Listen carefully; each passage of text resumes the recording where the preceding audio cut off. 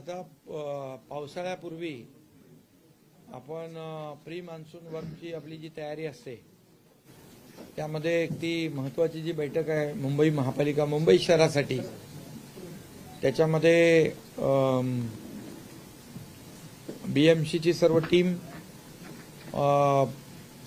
Navy, air force, army, military, NDRF, SDRF आणि state disaster management आणि मुंबई महापालिकेची संपूर्ण यंत्रणा अशी सगळ्या टीम बरोबर बैठक झाली। एक चर्चा त्याच्यामध्ये खरं तर पोलीस आयुक्त पण त्या बैठकीत होते, पोलिसांची टीम देखील आणि सर्वच संबंधित विभाग जे आहेत, रेल्वेचे विभाग आहेत, रेल्वे ज्या यंत्रणा आपल्याला या मुंबईतल्या पावसाळ्यापूर्वी जे काही अलर्ट आपल्याला जे काही काळजी घेतली पाहिजे आणि ज्या लोकांना संबंधित यंत्रणांना अलर्ट केलं पाहिजे यावर चर्चा या ठिकाणी झाली आणि एक झिरो कॅज्युअल्टी मिशन अशा प्रकारचं एक सर्वांनी ठरवलं ॲज अ टीम म्हणून आपण काम केलं पाहिजे आणि यामध्ये कुठल्याही परिस्थितीमध्ये IMDची पण टीम होती, कुठल्याही परिस्थितीमध्ये जीवितहानी आणि लोकांच्या मालमत्तेची हानी होऊ नये यासाठी संपूर्णपणे मग त्यामध्ये नाले सफाई झाली पाहिजे व्यवस्थित। नाले सफाई करत असताना किती मेट्रिक टन गाळ काढण्याच्या ऐवजी खाली जो नाल्यातला हार्ड बेस लागतो, गेल्या वर्षी जसं केलं आपण तसे यावर्षी सूचना दिलेल्या आहेत, हार्ड बेस लागेपर्यंत गाळ काढणे, तो गाळ काठावर तसाच न ठेवता तो उचलून त्याची विल्हेवाट लावणे या बाबतीत देखील सूचना झालेली आहे। त्याचबरोबर जे स्पॉट आहेत जिथे वॉटर लॉगिंग होतं, पाणी तुंबतं, हे स्पॉट तर आयडेंटिफाईड आहेत आणि त्यामुळे तिथे जे काही यंत्रणा आहे म्हणजे आपले हाय प्रेशरचे पंप त्या ठिकाणी 24/7 ठेवणे आणि दुसरं आपण होल्डिंग पॉन्ड केलेले आहे, त्या होल्डिंग पॉन्डमध्ये आपण 12-13 ठिकाणी होल्डिंग पॉन्ड केलेले आहेत, तर त्या ठिकाणी त्या पाण्याचं स्टोरेज करणं म्हणजे जेणेकरून जे पावसाच्या पाण्यामुळे जे पाणी साचतं ते स्टोरेज करण्याची जी सिस्टीम आहे ती देखील त्या ठिकाणी अलर्ट करणे। त्याचबरोबर जे नाले आहेत त्या नाल्याचे जी तोंडं आहेत ती रुंद करणे, या संपूर्ण म्हणजे मिठी नदीपासून ते बाकी जे मोठे नाले आहेत या संदर्भामध्ये। त्याचबरोबर जे आपले फ्लड गेट्स आहेत, आपले किती ठिकाणी आहेत ते फ्लड गेटचं ते आपण जवळपास आपले STP जे आहेत सर आपण आता तयार केलेले ते 27 ठिकाणी आहेत, तर ती सर्व फ्लड गेट जी सिस्टीम आहे ती अतिशय ॲक्टिवेट आहे, ती देखील BMCने तपासलेली आहे। मॅनहोल बाबत देखील चर्चा यावर झाली, तो एक महत्त्वाचा मुद्दा मॅनहोलचा, त्याच्यावर पूर्ण BMC लक्ष ठेवून आहे। 1 लाख मॅनहोल आपण बसवलेले आहेत, त्याला सिक्युरिटी म्हणजे ती जाळी आता पहिल्यासारखं चोरी होणार नाही असं त्याचं ते लॉक सिस्टीम केली आहे हां, आणि त्याचं इन्स्पेक्शन देखील करतायत ते। त्याच्याबरोबर फुटपाथवरच्या जाळ्या ज्या आहेत ती ढाकणं आहे, त्याच्या बाबतीमध्ये फुटपाथच्या ढाकणं चोरी होऊन तिथे अपघात होऊ नये या बाबतीत देखील चर्चा झाली। त्याचबरोबर खड्डे रस्त्यावरचे ते खड्डे जे आहेत ते मास्टिकने खड्डे पूर्णपणे खड्डेमुक्त रस्ते आणि जिथं काम सुरू आहे त्या कामाच्यामुळे तिथे पाणी साचू नये त्याची देखील काळजी, ती लेवल वगैरे ते करण्याच्या सूचना दिलेल्या आहेत, जेणेकरून रस्त्यावर खड्डा नाही आणि जे रस्त्याची कामं सुरू आहेत तिथे देखील लोकांना त्रास होऊ नये याची काळजी घेतली जाईल। त्याचबरोबर होर्डिंगच्या संदर्भात देखील चर्चा झाली, illegal hoardings without permission hoarding आणि नॉर्म्सपेक्षा जास्तीची होर्डिंग लावले किंवा साईज मोठी आहे त्या बाबतीत देखील कारवाई करण्याच्या सूचना ऑलरेडी दिल्या होत्या. त्याची आजही चर्चा या ठिकाणी झाली आणि ते अनधिकृत होर्डिंग कापणे आणि त्याच्यावर FIR लॉन्च करणे या देखील सूचना झाल्यात. कारण त्याच्यात जी काही जीवितहानी होऊ नये आणि झालेली घटना जी आहे दुर्घटना त्याची पुनरावृत्ती होऊ नये यासाठी देखील सूचना दिलेल्या आहेत. त्याचबरोबर रेल्वेच्या संदर्भात देखील रेल्वेची यंत्रणा जी आहे, रेल्वेच्या हद्दीतले नाले आहेत, एअरपोर्टच्या हद्दीतले नाले आहेत, त्याचबरोबर आपलं म्हाडा आहे, MMRD आहे, या सर्व यंत्रणा आहेत त्यांना देखील त्यांच्या हद्दीमध्ये जे जे काही पावसाळ्यापूर्वी कामं करायची आहेत ती सर्व करण्याच्या सूचना दिल्या. त्याचबरोबर पाणी तुंबून रेल्वे बंद पडल्यास त्या ठिकाणी मागच्या वेळेस जसं आपण BSTची सर्व्हिस दिली होती तशाच सर्व्हिस पुन्हा त्या ठिकाणी प्रोव्हाइड करण्याच्या सूचना दिलेल्या आहेत. त्याचबरोबर दरड लँडस्लाईड ज्या ठिकाणी होऊ शकते त्या ठिकाणी देखील आपण BMCचे जे वॉर्ड ऑफिसर आहेत त्या त्या एरियातले सहाय्यक आयुक्त आणि वॉर्ड ऑफिसर बरोबर ना त्यांना सूचना दिलेल्या आहेत की ते कसं प्रोटेक्ट करता येईल. त्यांना तर सुरक्षित स्थळी हलवणं एक हा विषय आहे, परंतु एक आम्ही युद्ध पातळीवर तिथे सेफ्टी नेटने आपण ते सुरक्षित करू शकतो का या संदर्भात देखील चर्चा झाली आणि त्या संबंधित एजन्सीला बोलवून तशा प्रकारच्या सूचना देण्याचं ठरलंय. आणि जे लोक बाधित होतील त्यांना राहण्याची व्यवस्था करण्यासाठी एकतर BMC, म्हाडा आणि MMRDला सूचना दिल्यात की आपण जे ट्रान्झिट कॅम्प बनवतो फ्री फॅबमध्ये ते युद्ध पातळीवर आपण करा. त्याचबरोबर म्हाडा MMRDकडे काही घरं आहेत जी PAPची घरं आहेत, ती PAPची घरं त्यांची डागडुजी करून, म्हाडाकडे काही सदनिका आहेत त्याचे डागडुजी करून या लोकांना तात्पुरती जी काही निवाऱ्याची व्यवस्था आहे मग तिथे कुठे शेड खाली किंवा शाळेमध्ये असं जे काही त्यांची व्यवस्था करावी लागते ती काही व्यवस्था त्यांची बरोबर नसते, त्यामुळे अशा प्रकारची व्यवस्था करण्याच्या सूचना दिलेल्या आहेत. संरक्षक भिंती ज्या आहेत त्या देखील त्या विभागाने त्याची काळजी घेऊन त्या प्रोटेक्ट करणे या बाबतीत देखील सूचना या ठिकाणी दिलेल्या आहेत. बाकी मला वाटतं एक हॉटलाईन जी आहे ती आणि एक ॲप तयार केला आपण, तो तिथे बाबा कुठं कचरा आहे, गाळ आहे, रेल्वेमध्ये आपल्या नाल्यामध्ये किंवा डेब्रिज आहे तर ते फोटो अपलोड करायचे, त्याची ताबडतोब दखल घेऊन त्याची कारवाई त्या ठिकाणी होईल अशा प्रकारचं देखील एक सूचना दिलेल्या आहेत मला वाटतं.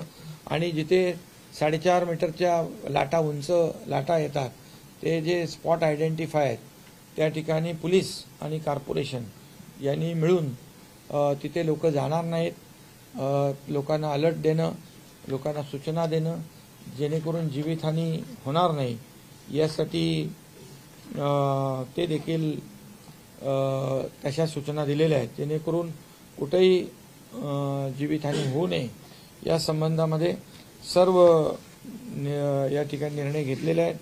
आणि तशा प्रकारचं मुंबई महापालिकेने अगोदरच तशा प्रकारची मीटिंग देखील घेतली आहे आणि त्या मीटिंगमध्ये पूर्णपणे मुंबई BMCची यंत्रणा सज्ज ठेवलेली आहे. मला वाटतं ह्या सर्व यंत्रणांनी एक टीम बनून काम केलं तर कुठलीही जीवितहानी, कुठलाही अपघात, इन्सिडेंट होणार नाही अशा प्रकारचा विश्वास या ठिकाणी मी व्यक्त करतोय. नाले सफाई जी आहे अजून सुरू आहे. नाले सफाई 100% झाली असं कोणी आता BMCने पण सांगितलेलं नाही, पण मी त्यांना सूचना केलेली आहे की हार्ड बेस लागेपर्यंत आपण गाळ काढणे आवश्यक आहे. कारण गाळ काढला तर पाण्याचा फ्लो जो आहे त्याची कॅरिंग कॅपॅसिटी वाढते आणि मोठ्या प्रमाणावर तिथे पाणी तुंबणार नाही. आणि जे नाल्याचे मेन शेवटचं जे तोंड आहे तिथे देखील होल्डिंग पॉन्ड प्रमाणे जर आपण मोठ्या प्रमाणावर खोदलं, साईज वाढवली म्हणजे खोली वाढवली तर तिथे येणारा गाळ कचरा तिथे साचून पाठीमागे पाणी भरणार नाही या संदर्भात देखील सूचना दिलेल्या आहेत आणि सर्व वॉर्ड ऑफिसर, सहाय्यक आयुक्त यांनी आपापल्या विभागामध्ये पूर्णपणे 100% नालेसफाई होईल याची जबाबदारी त्यांनी घ्यायची आहे. मागच्या वेळेस देखील मी म्हणालो जे चांगलं काम करतील त्यांना खरंच आपण गेल्या वेळेस देखील पाऊस भरपूर झाला परंतु पाणी साचण्याचे प्रकार कमी झाले, त्यामुळे जे अधिकारी यावेळेस देखील त्यांची जबाबदारी पूर्णपणे प्रामाणिकपणे पार पाडतील अशा प्रकारचा विश्वास आहे आणि जे काही कामामध्ये हयगय करतील त्यांच्यावर देखील कारवाई होईल. कारण शेवटी लोकांना त्रास होऊ नये हा उद्देश राज्य सरकारचा आणि महापालिकेचा, पोलीस यंत्रणेचा आणि संबंधित सगळ्यांचा, म्हणून अतिशय महत्त्वाची बैठक आज आपण घेतली होती. नालेसफाईबाबत डॅशबोर्डवरती बीएमसीच्या डॅशबोर्डवरती की 90% 95% नालेसफाई झाली करून आणि आशिष शेलार म्हणतात की हे रतन खत्रीच्या 48% पण झाले करून. अरे म्हणून मी सांगितलं काय, आता नाल्याचा हार्ड बेस लागेपर्यंत गाळ काढणे ते त्यात वेळ आहे ना, काढतायत, सुरू आहे काम, नक्की करतील ते. की सगळ्या ऑथॉरिटीजचे प्रमुख आता या बैठकीला आपल्यासोबत होते, पण जेव्हा काही अडचणीची वेळ तेव्हा ऑथॉरिटीजमध्येच मुंबईमध्ये पासिंग द पार्सल होतं, बीएमसी असेल, MMRT असेल किंवा रेल्वे असेल, अशा परिस्थितीत तुम्ही त्या सगळ्या प्रमुखांना काय आदेश दिले की ही गोष्ट होऊ नये? नाही, ह्याच्यामध्ये कॉर्डिनेशनने काम करायचं आहे. बीएमसी एक नोडल ऑफिसर यांचा बीएमसीचा असेल आणि तो सगळ्या यंत्रणांशी संपर्कामध्ये असेल.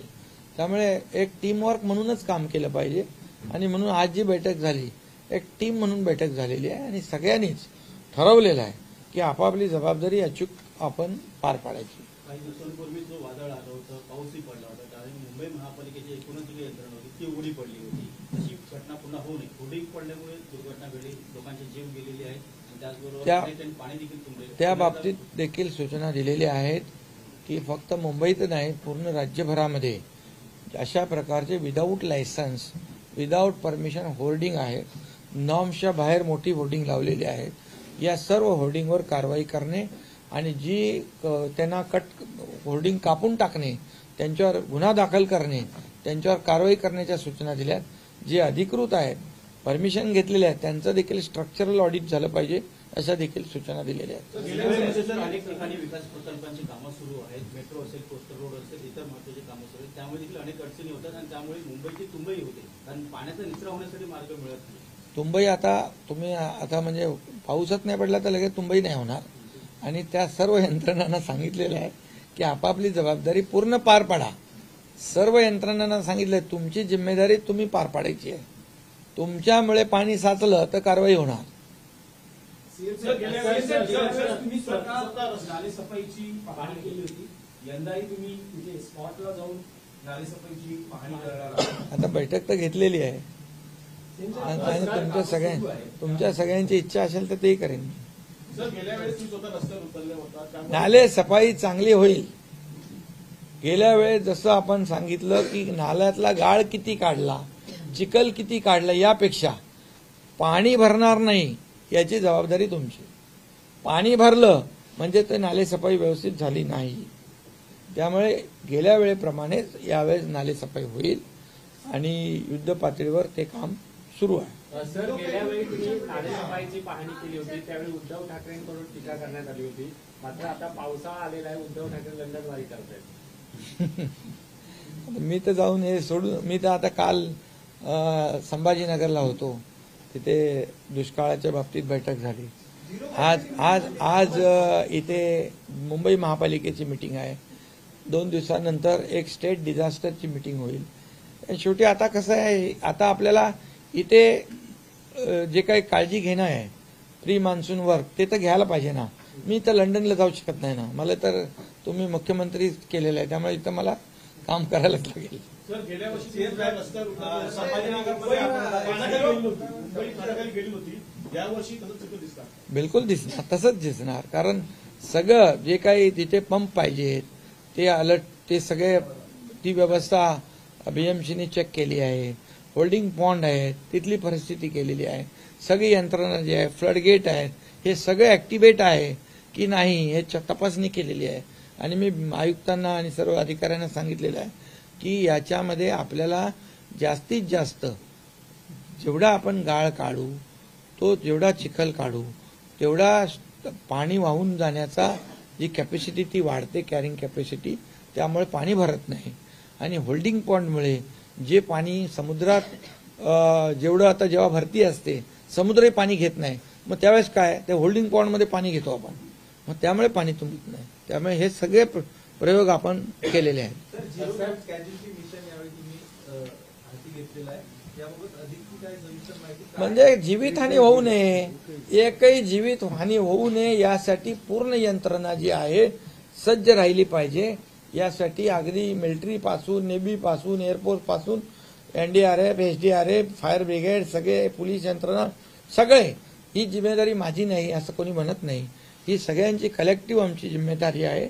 असं म्हणून लोक काम करतील तेव्हा एकही मृत्यू होऊ नये ही आमचं, म्हणजे जिथं होऊ शकतो, जिथे काही दुर्घटना होऊ शकते तिथं आधीपासून आपण काळजी घेऊ, लोकांना अलर्ट करू. आयएमडी आणि आपला फोरकास्ट जो आहे त्यानं आयएमडीला सांगितलंय तुमची सगळी यंत्रणा सिस्टीम अलर्ट ठेवा. लोकांना आधीच आपण सांगू, अरे बाबा आता वादळ येणार आहे किंवा काय पाऊस अतिवृष्टी येणार आहे, हे सगळं. म्हणजे त्यामुळे लोक पण काळजी घेतील. संभाजीनगरमध्ये होता, संभाजीनगरमध्ये उघडपणे गर्भलिंग निदान पाहिलं जाते आणि गर्भपात केले जाते. एक नाबालिग मुलगी ज्याचं ते निदान करतं आणि त्याला 5 लाख रुपये दरमहा दिलं जातं. अशा प्रकारच्या घटना महाराष्ट्रात यादी झाल्या आहेत, परंतु त्यावर अजूनही कुठल्या प्रकारचं नियंत्रण? अशा प्रकारच्या कुठं घटना होत असतील त्याच्यावर कठोर कारवाई केली जाईल, कुणालाही पाठीशी घातलं जाणार नाही.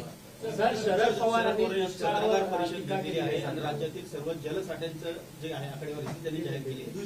अनेक ठिकाणी भीषण पाणी टंचाई निर्माण झालेली आहे. राज्य सरकार काय नियोजन? मी काल गेलो होतो संभाजीनगरला, मराठवाड्यामध्ये तिथे सगळी माहिती मी घेतली.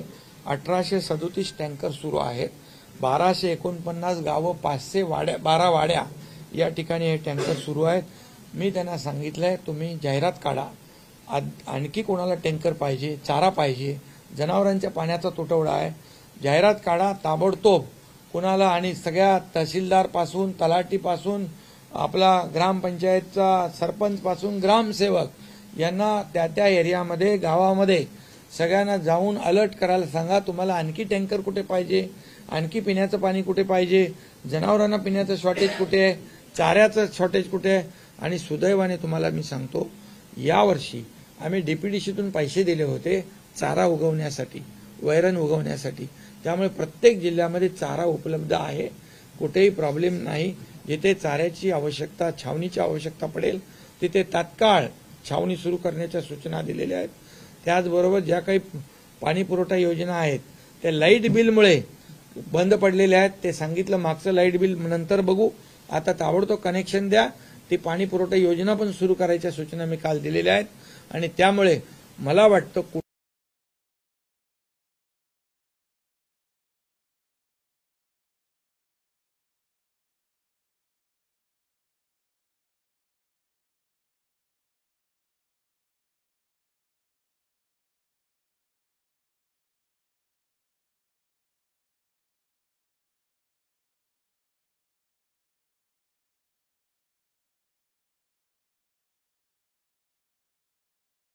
आणि म्हणून त्याही सूचना दिल्या आहेत. कुठे अतिवृष्टी होईल, कुठे विजेचा म्हणजे तारा तुटून वीज पुरवठा खंडित होईल, तिथे त्या डिपार्टमेंटला पण सूचना दिल्या आहेत. आता वीज पुरवठा खंडित झाला आणि 24 तास तसेच पडले असं होता कामा नये.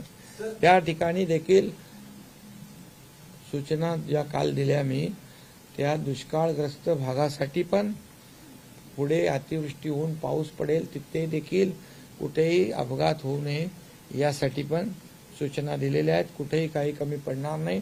डिझास्टर मॅनेजमेंटला आणि जिल्हाधिकाऱ्यांना सूचना दिल्यात. कुठे तुमच्याकडे काही राहून गेलं तर जिम्मेदार तुम्हाला धरू अशा प्रकारच्या देखील काल मीटिंगमध्ये सूचना मी दिलेल्या आहेत. सर, तुम्ही सूचना दिल्या, मात्र शरद पवार म्हणतात की सरकार गंभीर नाहीये. अरे बाबा, त्यांनी पवार साहेबांनी आज बैठक घेतली, मी कालच घेतली बैठक.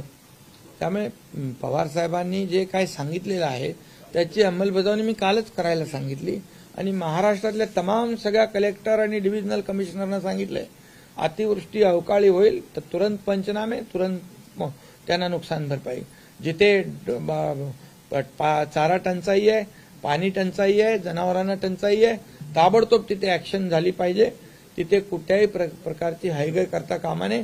त्यांना पैशाची व्यवस्था आम्ही करून दिलेली आहे कुठेही.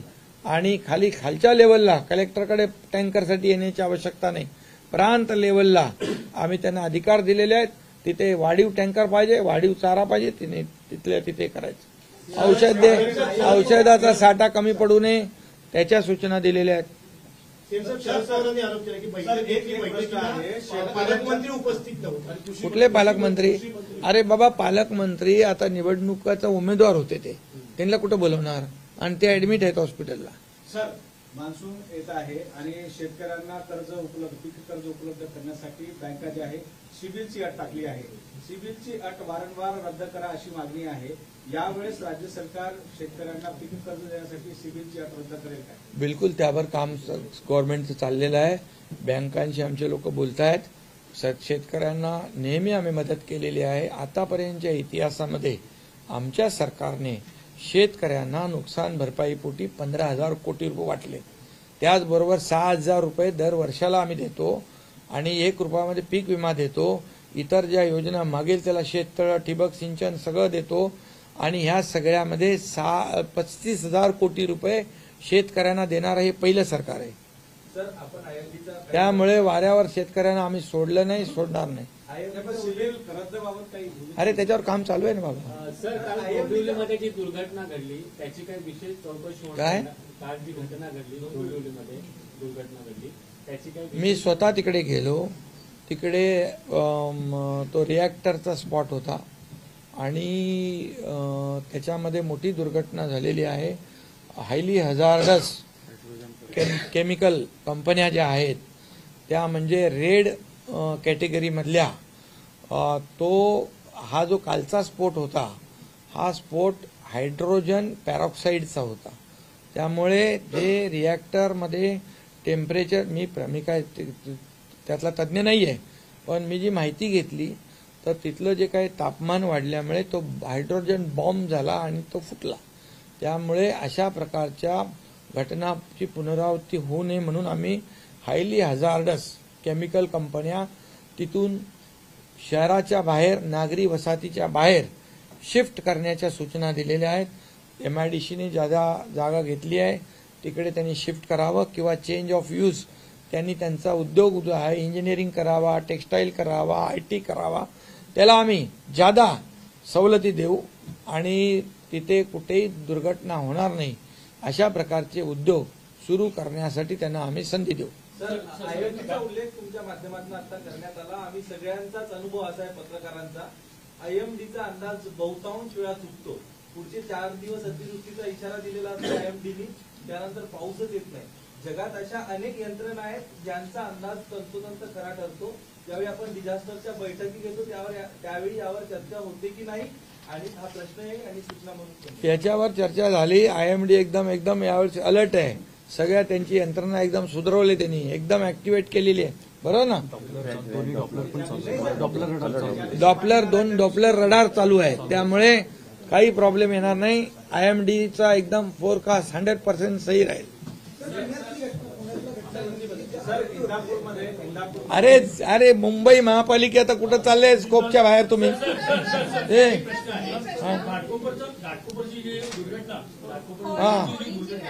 होर्डिंग होर्डिंग धोरणावरून वाद आहे. BMCचं जे धोरण आहे ते रेल्वेला मान्य नाहीये. त्याच्यामुळे जे मोठे होर्डिंग्स आहेत ते अजूनही रेल्वे हद्दीत आहेत, ते काढण्यात आलेले नाही. त्याच्या बाबतीत काय? त्या बाबतीमध्ये आता रेल्वेचे अधिकारी इकडे होते, त्यांना सांगितलेलं आहे आम्ही बिलकुल ह्याच्यामध्ये 7 होर्डिंग कापून टाकलेले आहेत आणि रेल्वेला पण सांगितलंय तुम्ही BMCचे जे नियम आहेत, गाईडलाईन आहेत, नॉर्म जे आहेत त्याप्रमाणे तुम्ही होर्डिंग लावा, अशा प्रकारच्या त्यांना सूचना दिलेल्या आहेत. कुठलंही होर्डिंग धोकादायक असेल त्याला कापून टाकायच्या सूचना मी दिलेल्या आहेत. आणि जे अधिकृत आहे त्याचा स्ट्रक्चरल ऑडिट करा, आणि जे अनधिकृत आहे त्यांच्यावर गुन्हा दाखल करा, त्यांना जेलमध्ये टाकून द्या. काय कोणी माणसं मारण्याचा परवानगा कोणाला दिलेला नाहीये. सर आपने मुंबई हो या महाराष्ट्र हो, उसका आपने रिव्यू लिया है कल औरंगाबाद में, आज आप मुंबई में है. फिलहाल मानसून को लेकर क्या कुछ तैयारी मुंबई, क्या कुछ महाराष्ट्र में, क्योंकि सांगली हो या बाकी के जिले वहाँ पे जब बारिश आती है, जब अतिवृष्टि का मामला होता है तो कट ऑफ हो जाता है, सबसे संपर्क टूट चुका होता है. क्या कुछ सूचनाएं आपने इसमें?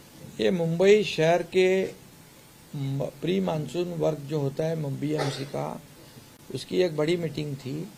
इसमें बीएमसी की पूरी टीम थी, पुलिस कमिश्नर, यहाँ पर हमारे दोनों पालक मंत्री, यहाँ पर army, navy, air force, NDRF, SDRF, fire brigade सब थे.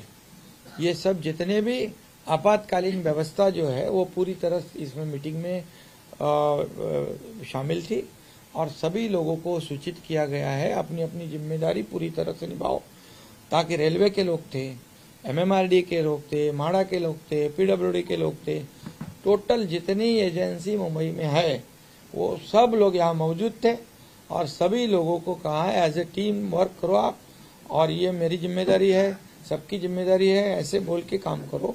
और इसीलिए मुझे लगता है हमने जीरो कैजुअलिटी मिशन के तौर पे हम लोग काम कर रहे हैं, ताकि कोई भी जीवित हानि ना हो और लोगों के मालमत्ता की भी नुकसान ना हो. इसलिए ये पहले से ये सब लोग अलर्ट है.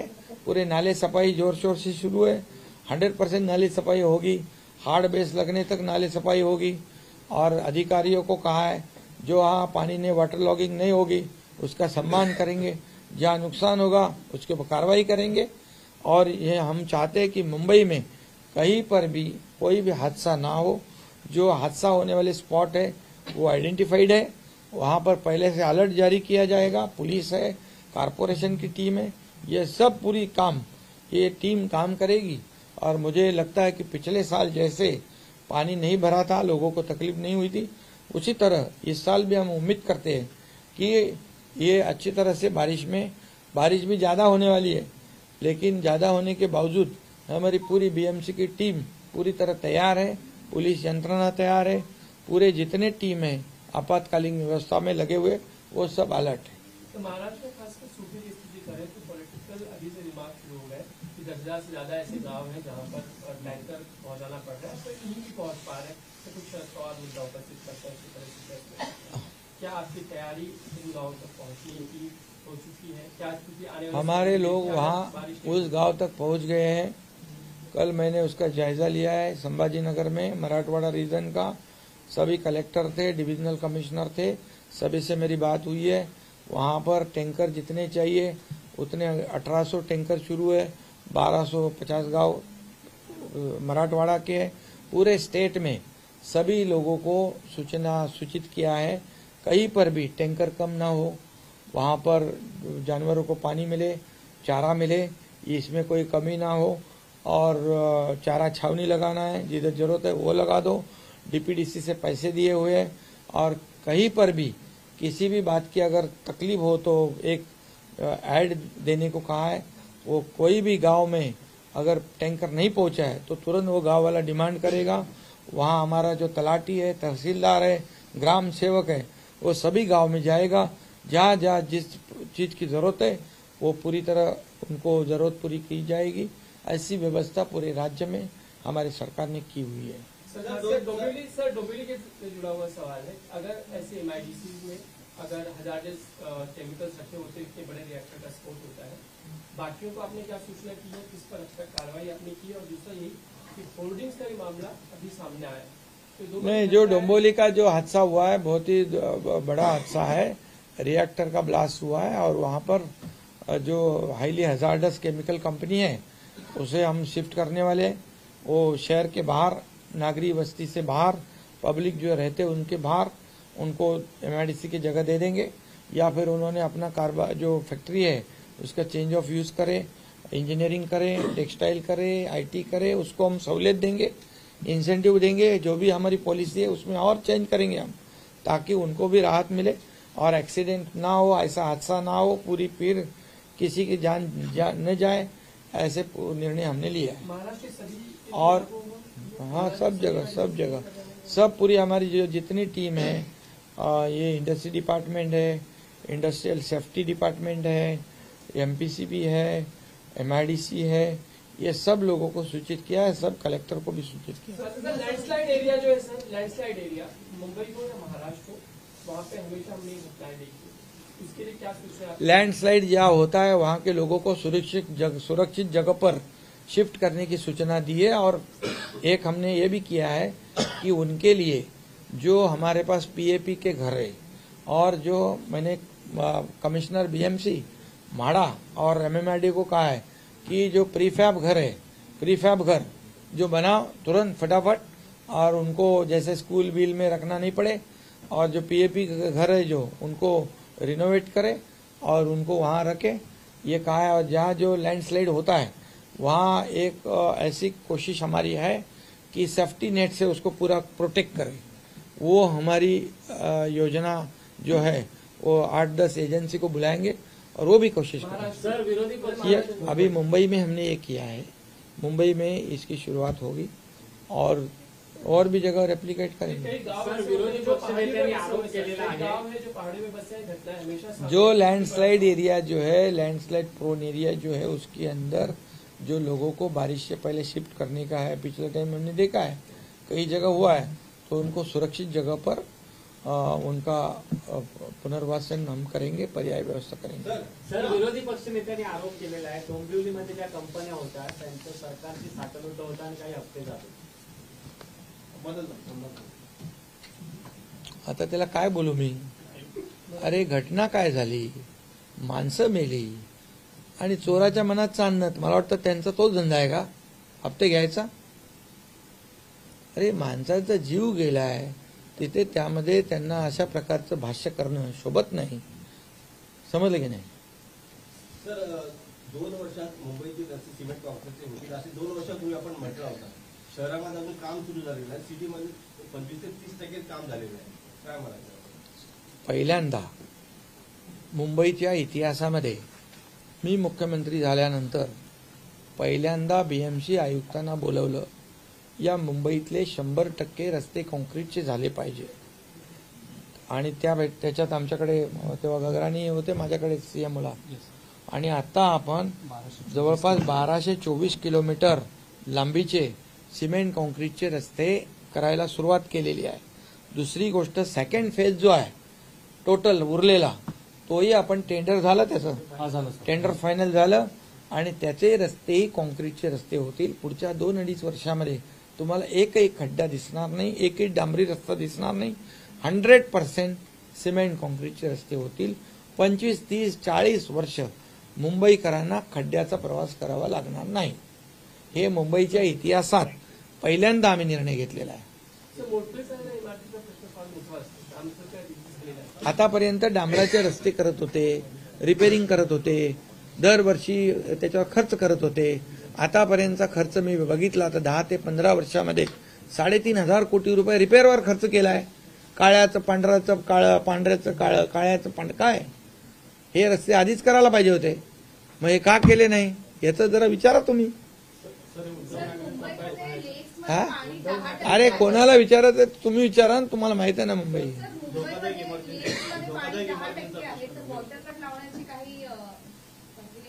कशामध्ये. मुंबईतल्या मुंबईकरांना माझी विनंती आहे, पाणी काटकसरीने वापरलं पाहिजे आणि आता पुढे पाऊस पडेपर्यंत थोडं आपल्याला काटकसर करावी लागेल.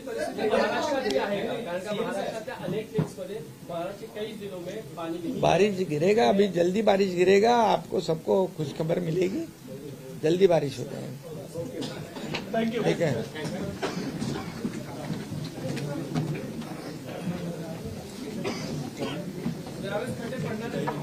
बिल्कुल खड्डे नाही, नो खड्डे.